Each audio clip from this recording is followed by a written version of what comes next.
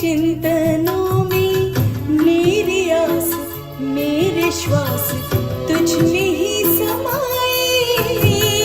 साचा रूप साचा रंग मन में दिखाए, प्रकाश में ईश्वर।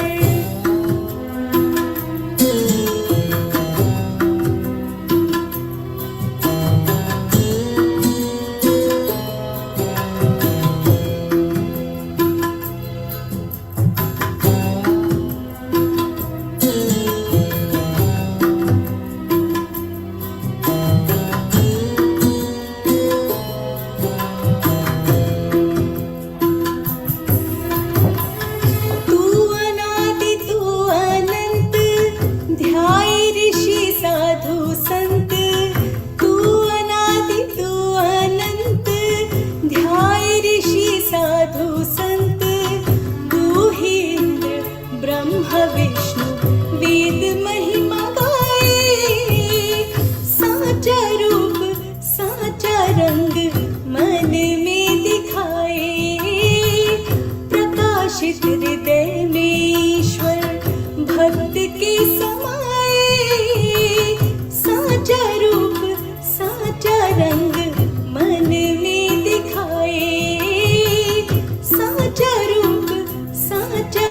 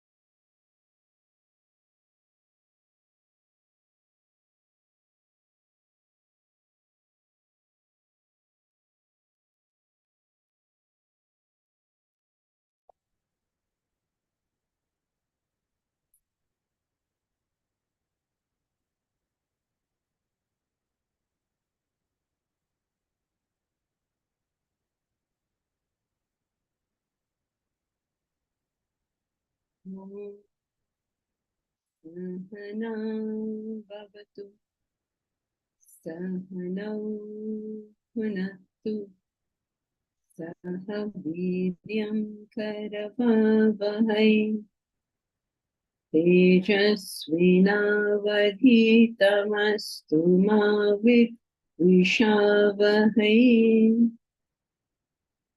ॐ शान्ति शान्ति शान्ति।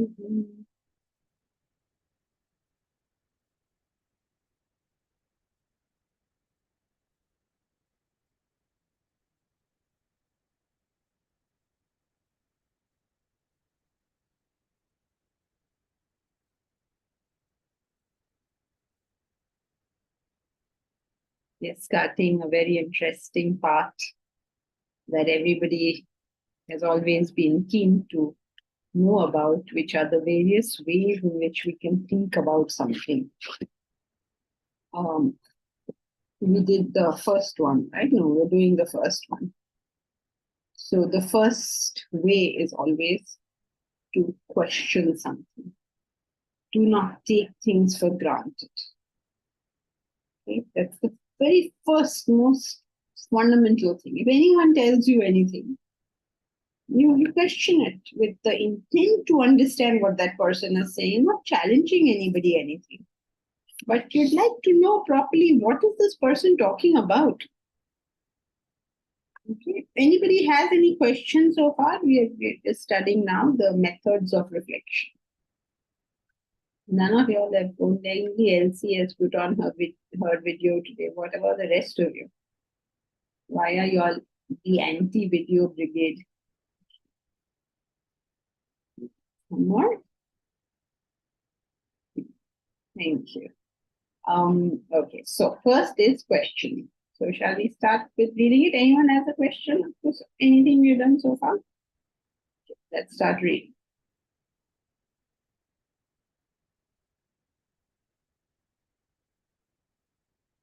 Mahesh? Actually, we had come to lateral thinking, I believe. Okay, fine. We'll start with lateral. So first method is questioning. Second method is logical or linear thinking. Questioning means you just question whatever you see. Logical or linear thinking means you go from some good fundamental ground to some conclusion. Just because you're starting with a fact doesn't necessarily mean you're being logical in your conclusion. We've already studied this, right?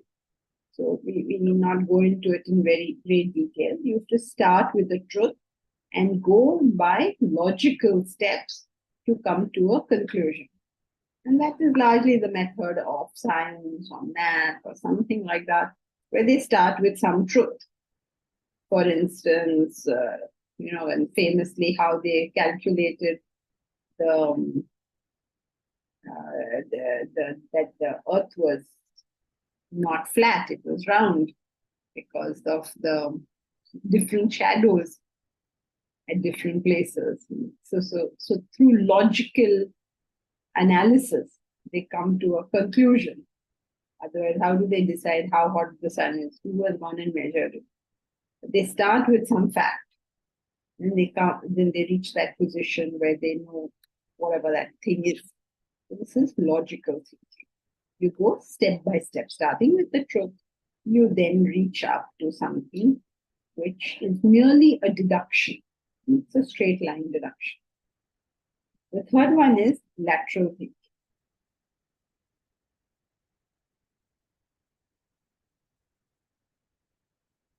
Then lateral thinking is differentiated from linear thinking. Linear means in a straight line. Lateral means going sideways. Now this is different from being tangential. Please differentiate between the two. Lateral thinking. Different from linear thinking, it gives our mind free rein to come up with ideas. Now, very often, what happens to linear thinking is we get stuck in a certain process. Okay, like a simple thing. I can't get along with my husband.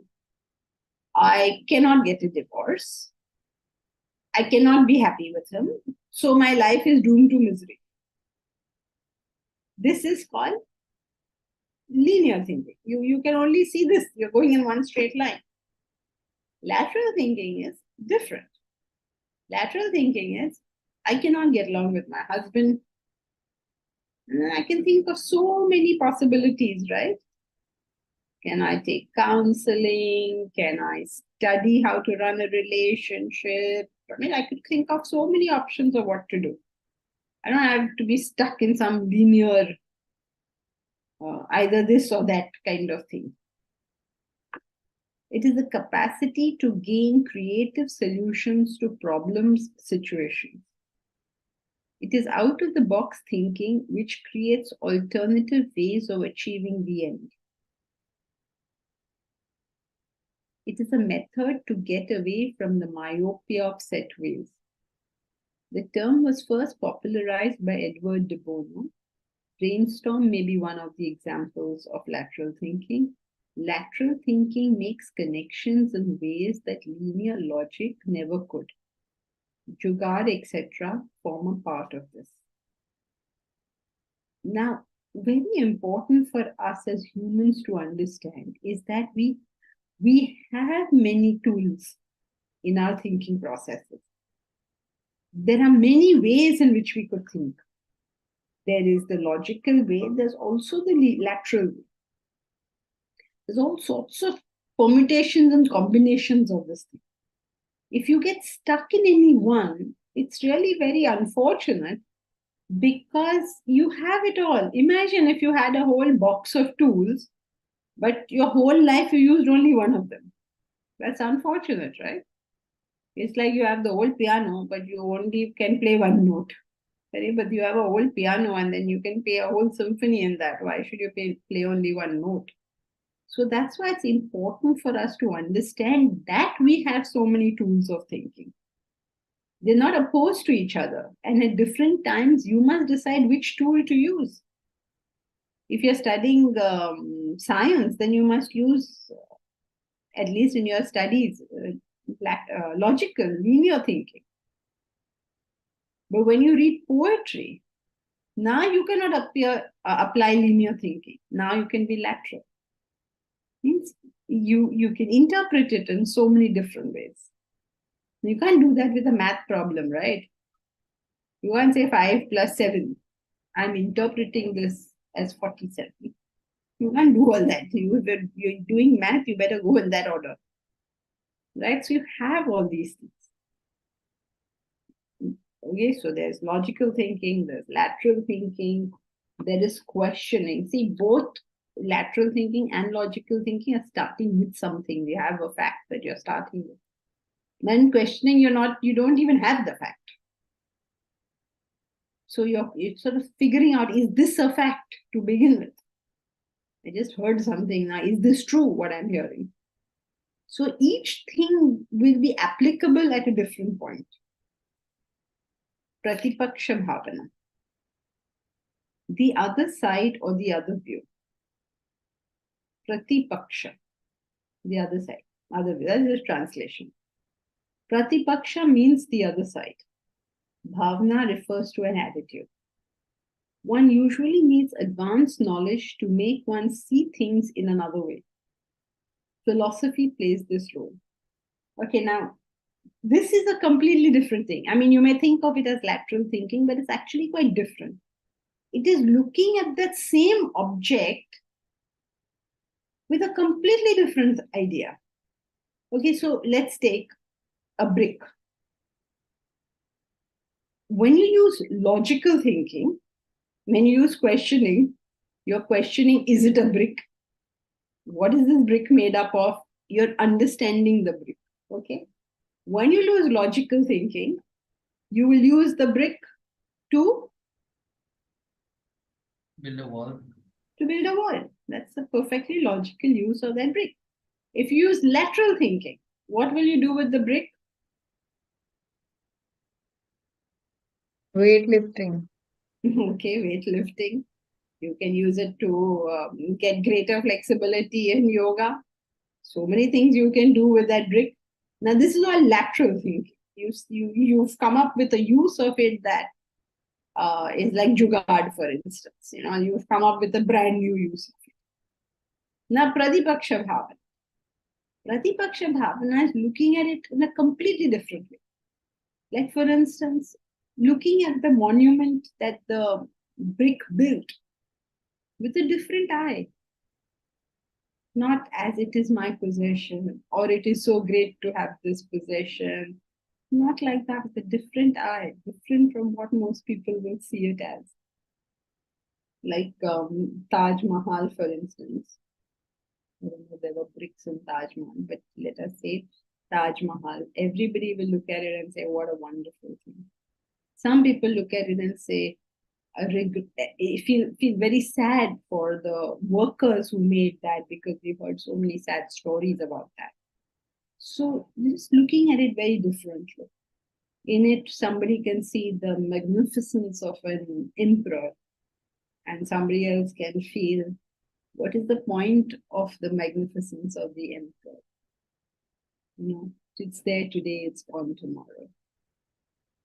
So what's the point? So when you start looking at the whole thing from a very different perspective itself, you come to Pratipaksha Bhavana.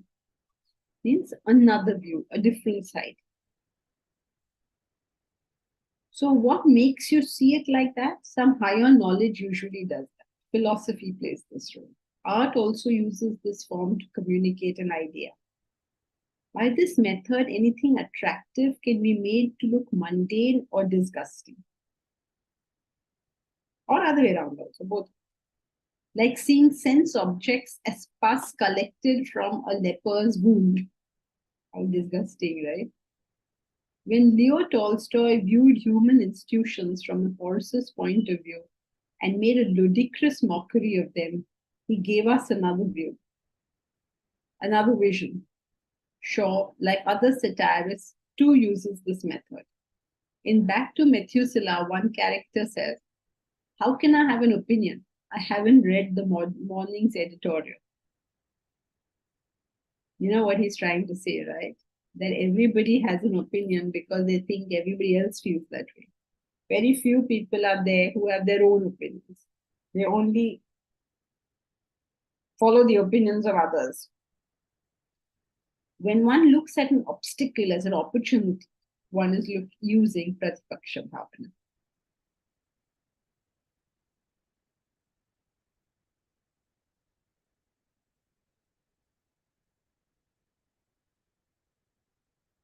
Okay, clear? Any questions up to this point? How is Pratyaksha Bhavana different from lateral thinking? It's usually a higher vision. A lateral means, you can think of 10 uses of a brick. But Pratipaksha Bhavana is, maybe you can see the futility of the building that brick is making. It requires a higher knowledge or a higher vision. Of course, there will be some overlap between points that may be there amongst many of these points. What do we have next?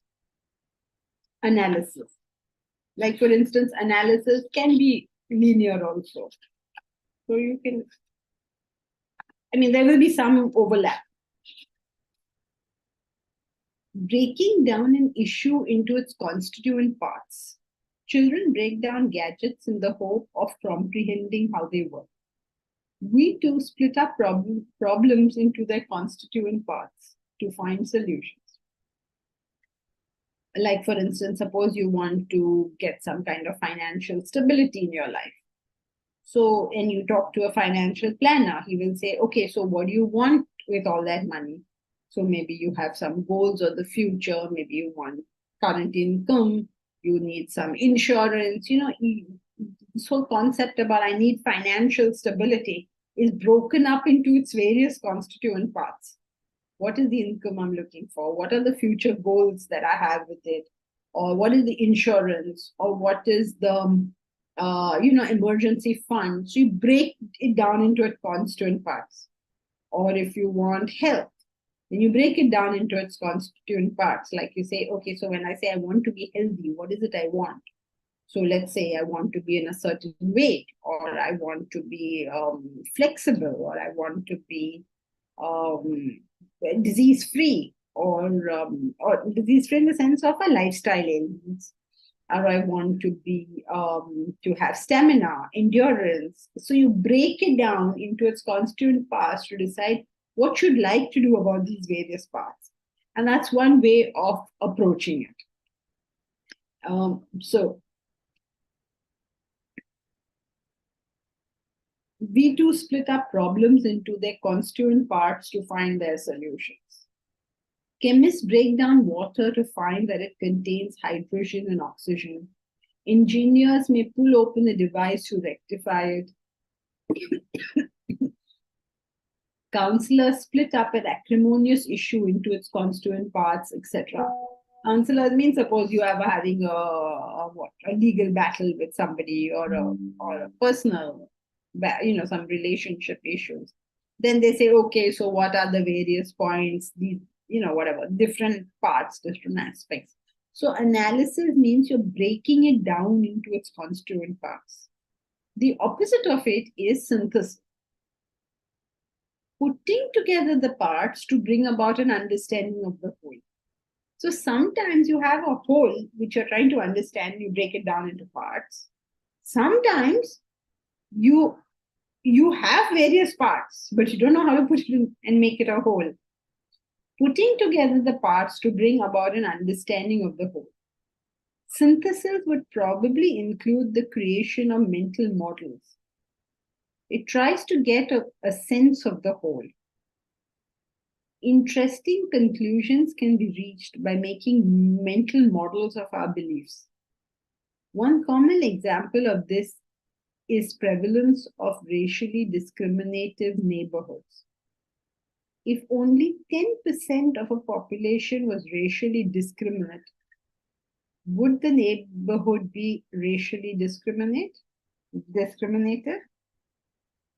By using models, we find that neighborhoods would become racially segregated. Do you understand how this works? Suppose you say 10% of our population is conscious of racial discrimination,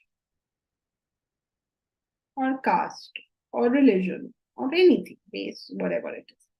If only 10% of our people were to have racial discrimination against people, do you realize the whole society would be? And how do you know that? By doing these models. I don't know if you all are familiar with model theory, but so you take it, okay? You do these computer stimulation. You say there are like maybe 30 people living in a sort of borough or something, but in a locality, in a little place. Then let's say there are 30 people. I hope I'm going to get my maths right. And we say that 10% of them are they practice racial discrimination. They look down on people who are not of their particular race or caste or creed or religion or whatever. Only 10%.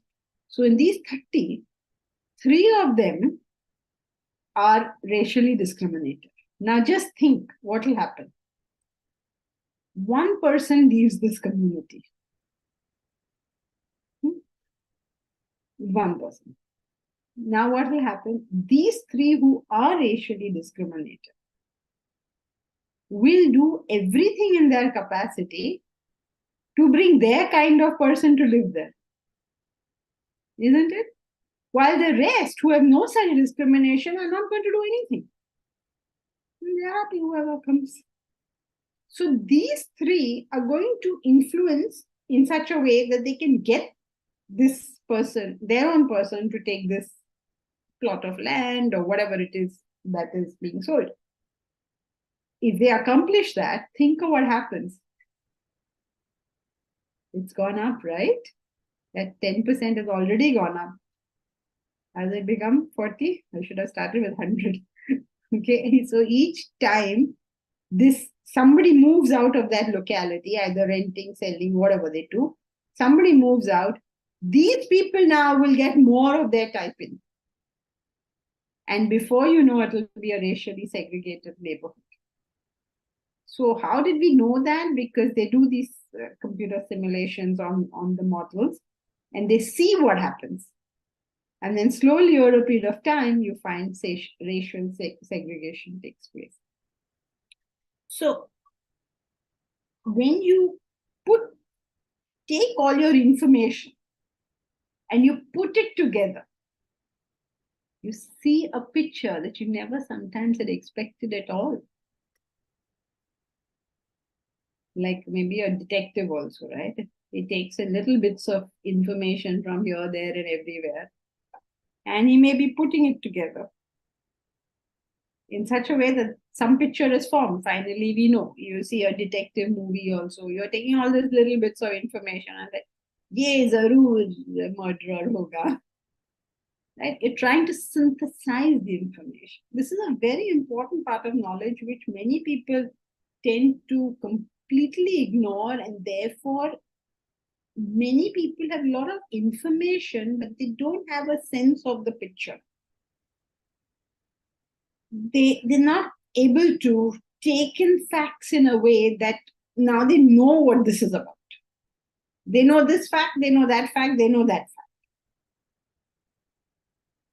And I mean, I don't know if you find it, but very often you will find many people take very many wrong decisions because they were not able to synthesize the facts. Even though they knew it, they were not able to put it into position at the right time. I can think of many examples, but you should think of your own. Like when you put it together and when you didn't put it together, and then you didn't put it together, and then afterwards you realized, oh, how did I miss that? So I mean, I can think of so many examples. Each one of us in our lives obviously must be having them. So remember that this is another very important thing you have, where you can step back.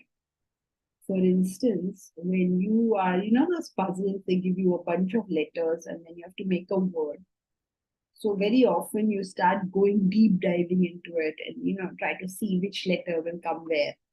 But sometimes you just take a step back and stare at the word, at those letters, the word may strike you. If it doesn't strike you, of course, you can go in. But don't forget you have all these tools. You can do it this way, you can do it that way. Use the way that works in that situation best. Then generalization. Janki ji, Yeah. but how do we practice this synthesizing? Can we practice it through some techniques? And not techniques like that, but you must at least remember that you have that ability. And you can always take a step back and look at the whole picture or try to figure out how the various parts of this picture fit with one another and whether they are fitting. So this is something you have to apply on a sort of Yeah, you have to always remember on it or yes. bring into our consideration. Sorry? We have to consider that, okay, we have to put things together and step by step way we have to remind ourselves if we are. Is it like that? Yes, yes. We have to remember that we have many tools. We need not get stuck with one of them. We can use so many of them. And as you're reading this list, you yourself understand, right? That yes, I have this ability, I have this, because we all have it. There, it's all there. We just have to start using it a little bit more. We also realize that we are not doing that or we don't have. Yes, but the fact that you say, oh, I'm not doing it means that you have a comprehension of what it is, no? Okay. And how do you have that comprehension? Because you've done it somewhere. Otherwise, you never have that comprehension. Imagine a blind person, you tell him blue, he doesn't know what you're talking about. So you have an experience of that, and therefore you say, I'm not doing this. Because you are understanding what it is. So by saying, oh, I'm not doing this means that you have done it. Thank you. A slight variation to synthesis. When we have a very myopic view, we think this is right, and then how to step back and accommodate more facts and to synthesize. There's no technique. This is the whole problem with these things. There's no technique. Or maybe we can sort of sit down and invent some techniques, but there's no real technique for that. You just have to remember that you have a big box of tools with you. And if one tool is not working, you can use another. Because they are with you all the time, right? This is all various facets of our own intellect. It functions in these various ways. And that is why you need to get up and study every morning, because then you're consciously doing it. And when you keep on consciously doing it, like suppose you're reading a statement. So first you will obviously analyze, is this statement true or false? That's your questioning. Then if it is true, then what else will be true? That is your linear logic. Then if this is true, what sort of lateral thinking can I do on this? What else? Which other problem can it solve, which doesn't seem like it's part of this, but can still solve? Then this concept, am I breaking it down enough? Then am I synthesizing this with other concepts? So you will not do this for every concept. You won't use every tool. But Mhm. when you're studying, and if you're making some attempt to reflect, you will be forced to use some of these tools, because otherwise, how will you reflect? So Right. now, when you study, then you realize, oh, I have more tools to use. Hmm. So it's basically just you do your morning study and keep doing it, and you are exerting your intellect, and therefore you do this. Then later on, maybe we can come up with games or something we can maybe design by which people can practice it. But morning study should do it. The problem is people don't want to do morning study, so we keep trying to find some other way of getting it done. But morning study should do this. If you're really studying, not doing parayan, many people get up and do parayan. That means they go and repeat the same thing over and over again till they memorize it and they know it by heart. Then they get bored with that after some time, then they start reading other books. Both of this is not going to help. You have to stick with the book. Don't allow yourself to do parayan. Parayan is just repetition. Right. And don't Mhm. allow yourself to shift to another book, because that's the entertaining part. Mind wants that entertainment. It doesn't want to put in effort and reflection. Right. Thank you.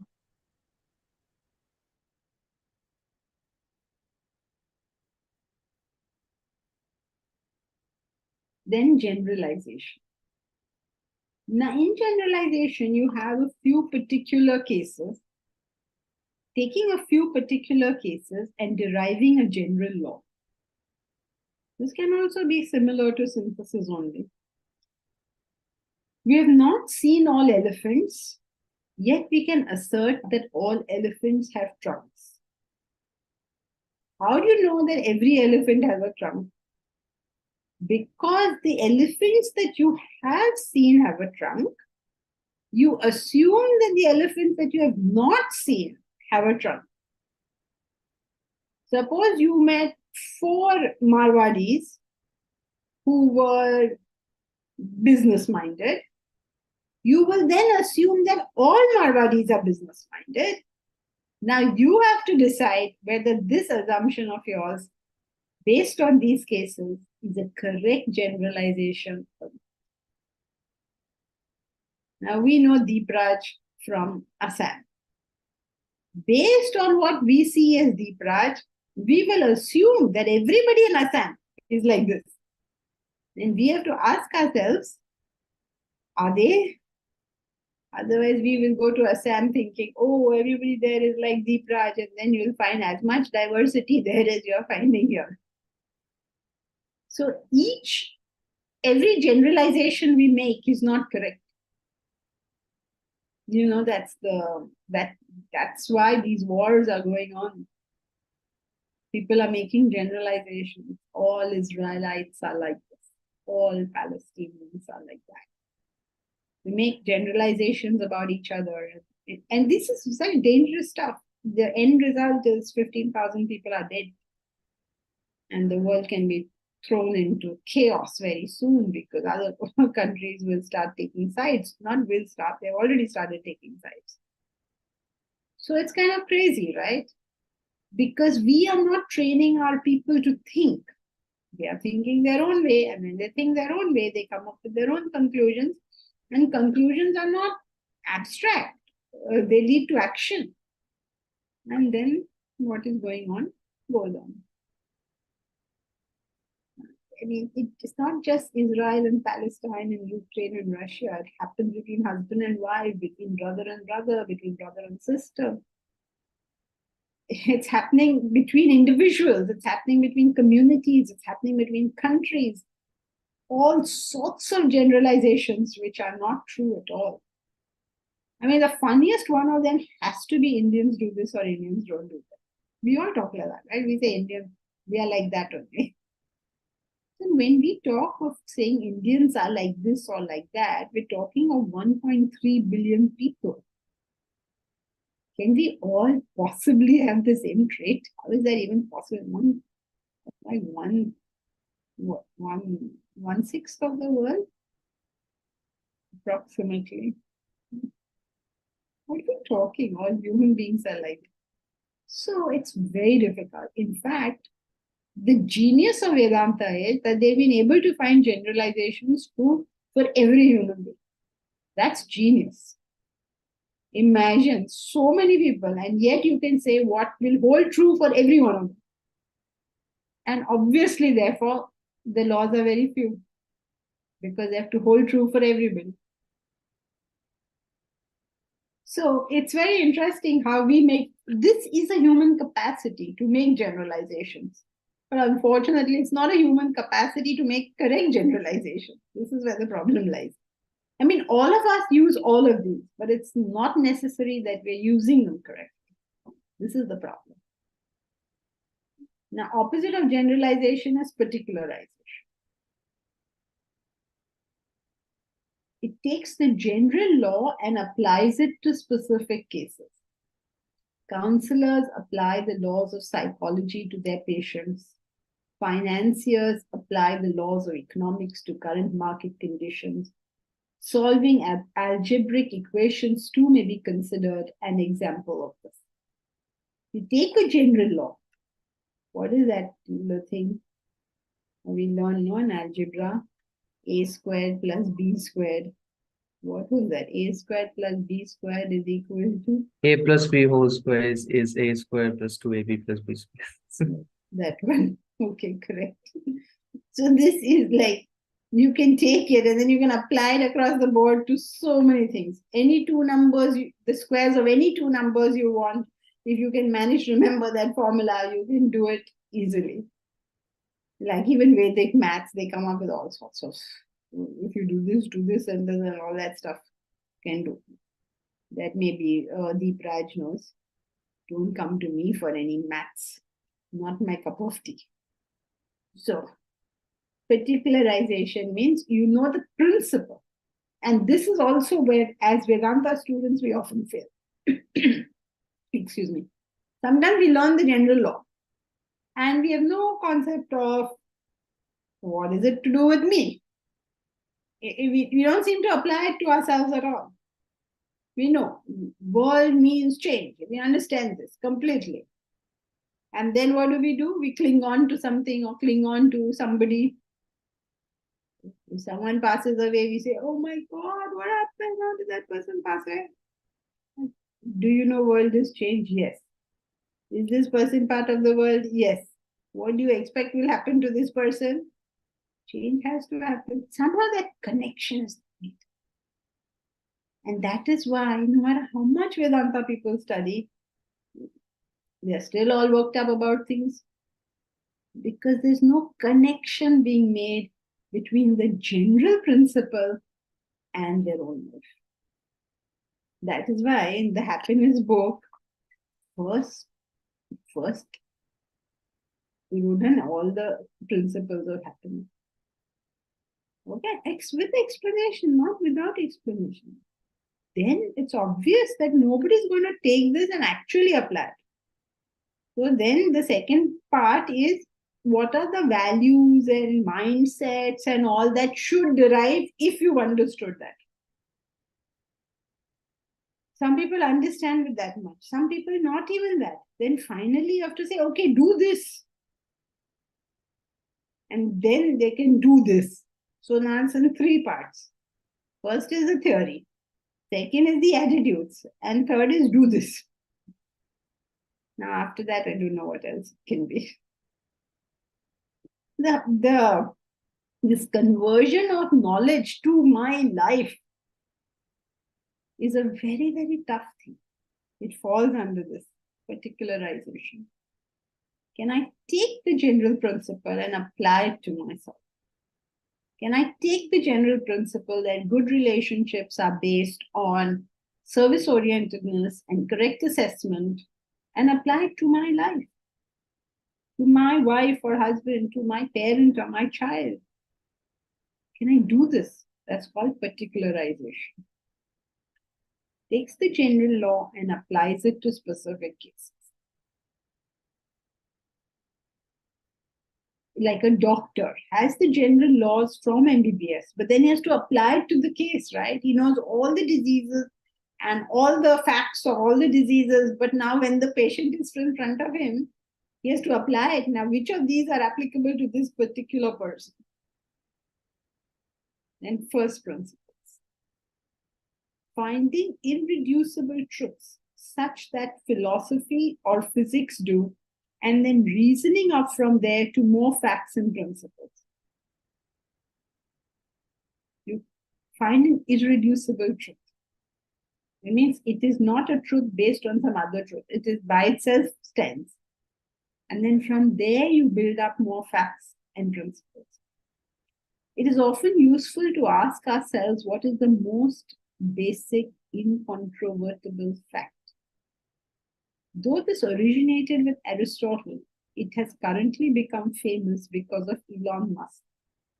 This book is an example of going down to first principles. I hope you all are familiar with this, right? At one point, Elon Musk spoke about first principles and then they were all over the place. The reason he spoke about that is because when he was making a spaceship, a rocket, he asked some very fundamental questions. What do you require? What does the fuel have to do?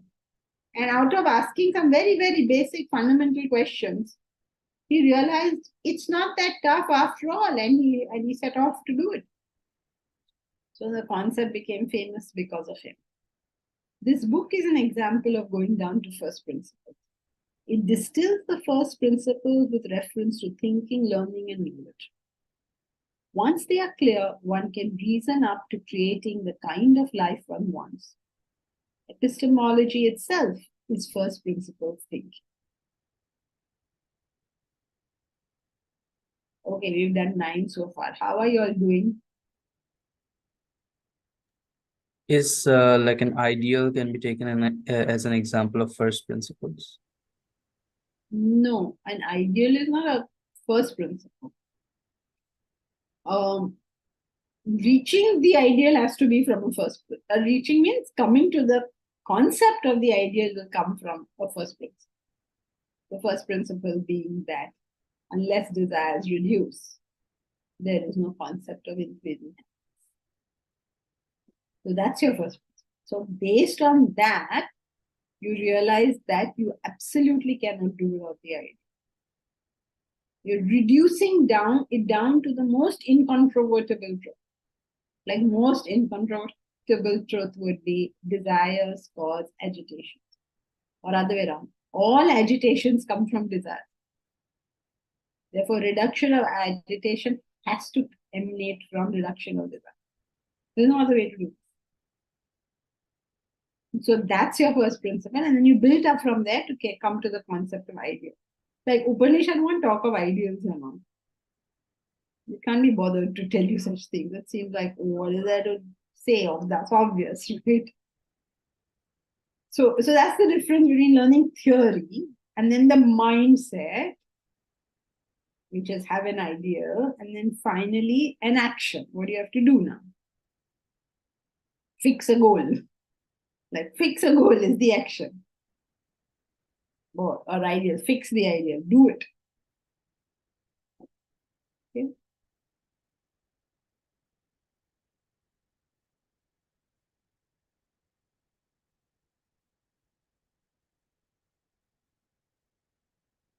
So we continue. Inductions or probability thinking. This kind of thinking does not render yes or no conclusions, but probability and percentages. It talks about the chances of something being in a particular way. This is often important in the business of living, as certainty is hard to come by.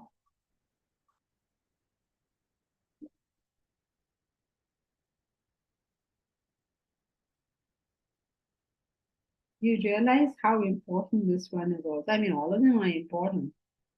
But now the laws of Vedanta are very few. And we have a whole life to live.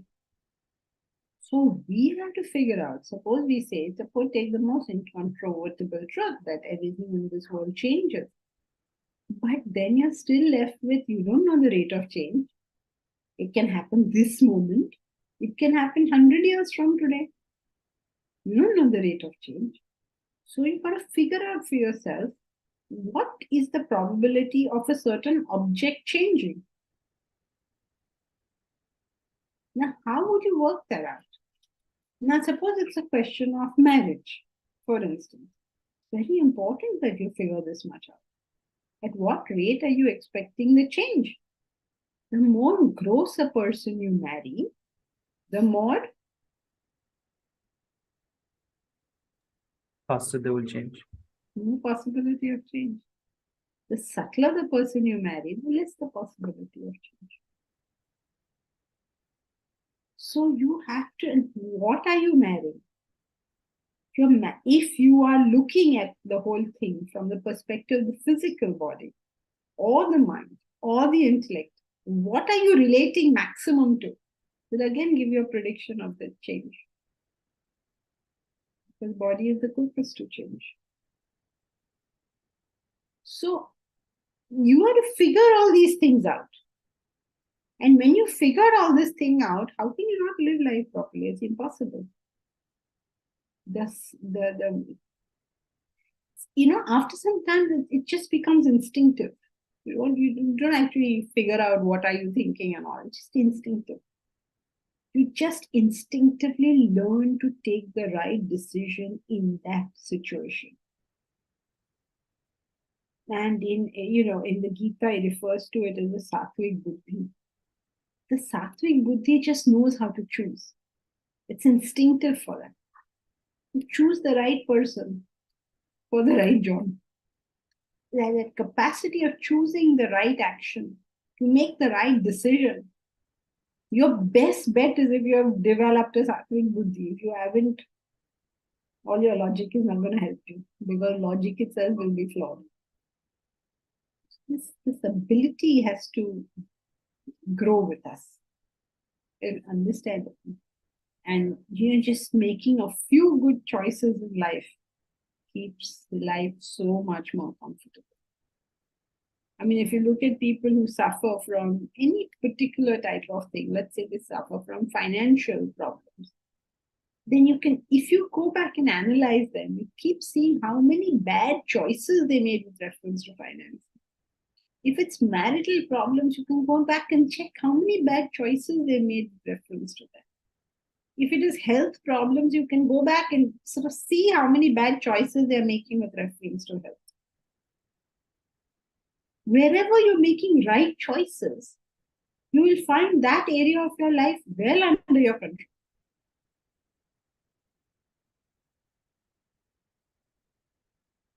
Almost sounds like me repeating the same point. But what can I do? It is that one point. It's intellect or nothing. What can I do? It's a fact. Only after we have reached this state where it's almost instinctive to take the right decision. After that, it seems I don't know, more feasible to contemplate on the higher. Like, yes, it does appear like that, but what actually happens is it is like it's like a cycle. When you're pedaling, you pedal, and then this one comes forward and it goes like that. It's like cycling. It's true that this one will come forward only after this one goes, but then you start and then sort of you reach. You remember we spoke about looping it upwards? So it goes up like that. You sort of spiral it upwards. so you have to do both simultaneously and just pushes the other. Yeah, whichever one you do, the other one is pushed forward.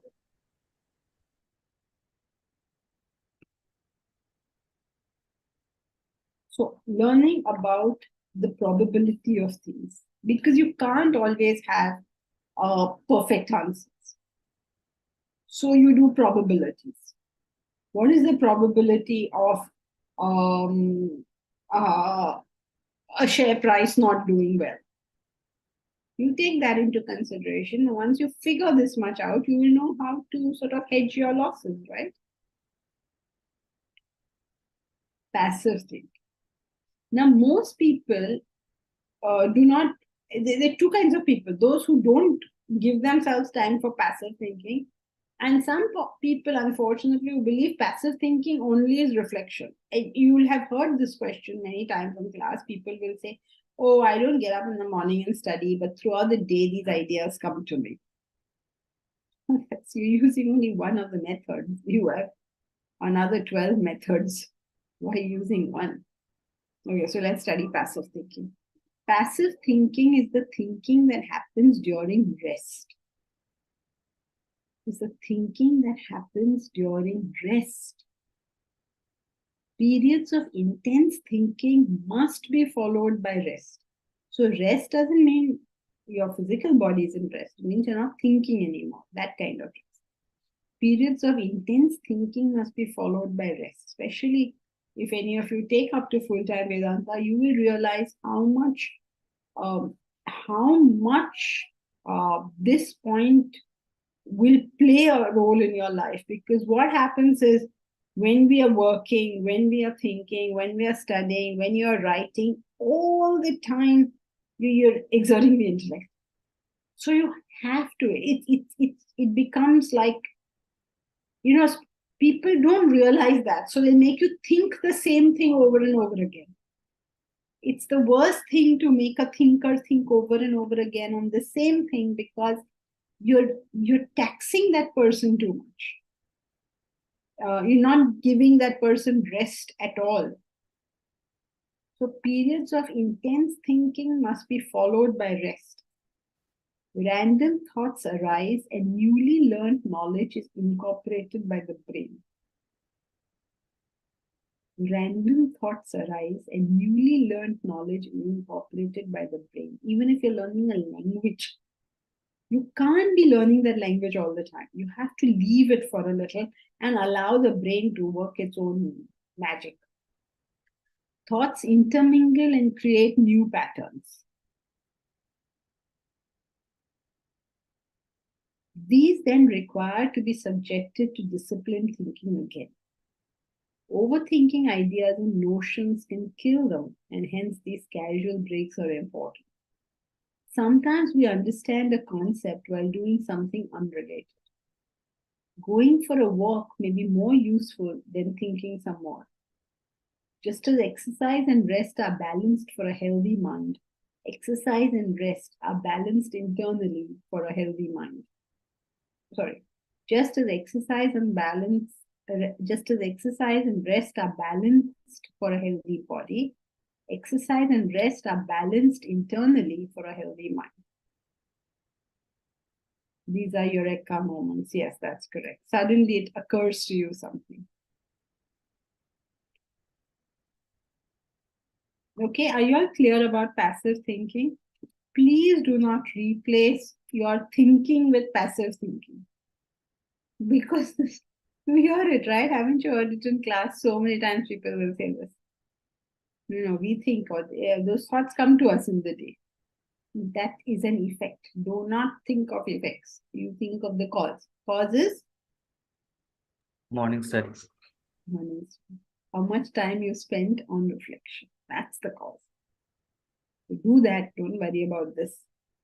But this rest is extremely important in thinking. That is why in the academy, afternoon sleep is sort of non-negotiable. Everybody has to sleep. Because you can't think like that. You'll go crack. So many people who are intellectuals go crazy, you know that? They become completely eccentric. And if you don't want to, you must be able to balance this. And not only that, not only about going crazy, but the more you let yourself do passive thinking, which means you're just resting from thinking, the better you understand what you're thinking about.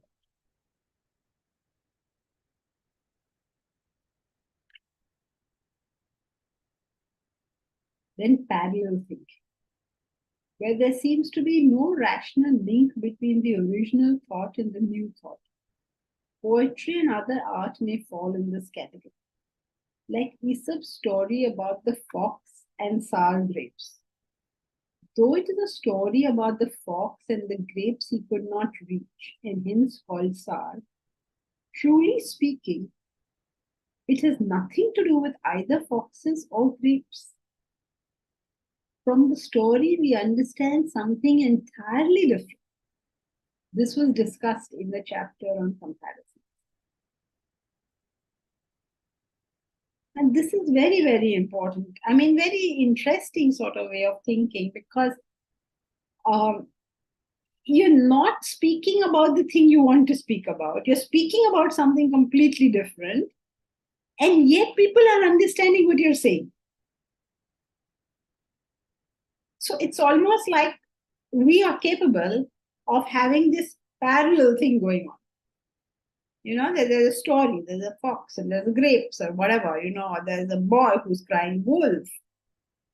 Now, we don't have any situation where we will cry wolf or anything, and yet we understand what it means. How do you understand what it means?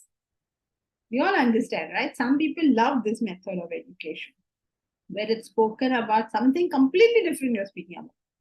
You're talking about Ram and Bharat and Ram going to Banvas and all of this you're talking about.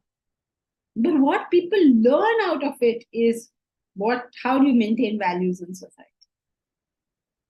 They give you sanskar. How are they giving you sanskar? They're telling you a story where one brother did this and that, and then this story happened. Why are you getting sanskar out of it? What you get, no? So something entirely different is being spoken about, and what we are understanding is something completely different. Now, like all other methods, this is also subject to, we do it at other times also. When it's linear thinking, we start applying parallel thinking. So that won't work. A time of linear thinking, please think linear. But then there is a time where you need to, haven't you seen that? People will not follow a line of thought. They've gone into some parallel universe. When you're talking X, they are on Y. So they have the ability, but they're just using it at the wrong time, the wrong place. That's why every one of these you understand. Nobody is saying anything very much. I hope you're all understanding. All understanding, no? How is it going for you? All good? Yes, okay. Because either rightly or wrongly, we're using these. And instant thinking. That's the last one. Prakash. Is luck factor has a role in all these thinkings? Why luck? Why do you want to bring in luck? Luck has a factor in everything. It's always the X factor. But why specifically here?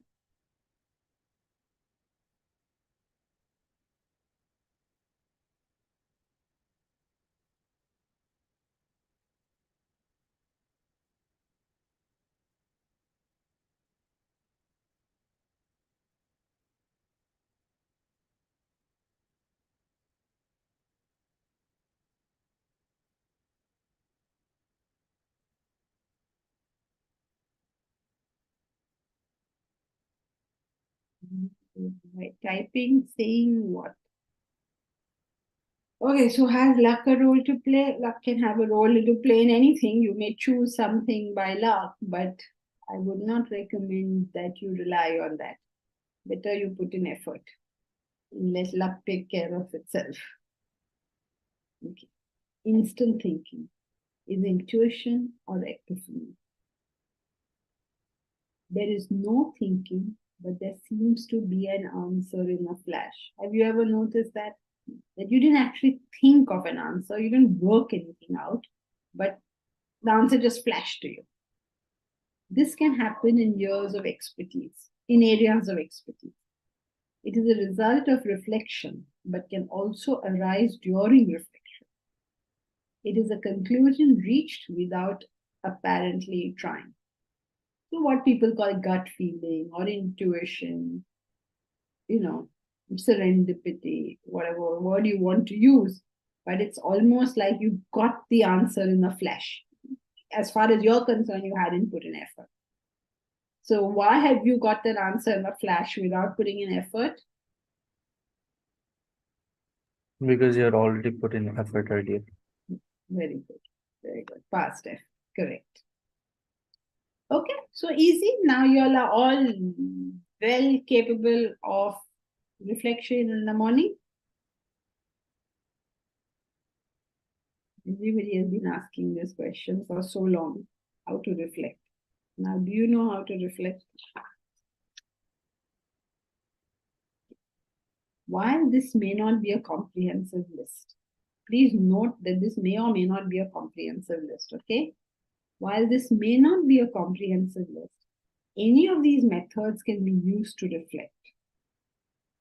Usually, the more the different methods of thinking one can apply, the richer will be the conclusion. One's perception can be multidimensional. Thus, broadly speaking, there are two ways of thinking, the logical or the freewheeling, the linear or the branching. Either of the two may make a person reasonable.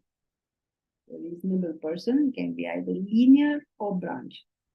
You'll be surprised to see that also. Two people with completely different ways of thinking may both reach the same conclusion.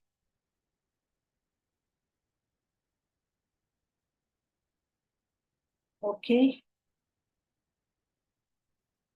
All good? Okay. Anyone has a question? I don't know. I can't see most of you all, so I don't know how you're looking like you're getting it or you're asleep or what. You're awake. Can you give me a thumbs up to show me that you're awake?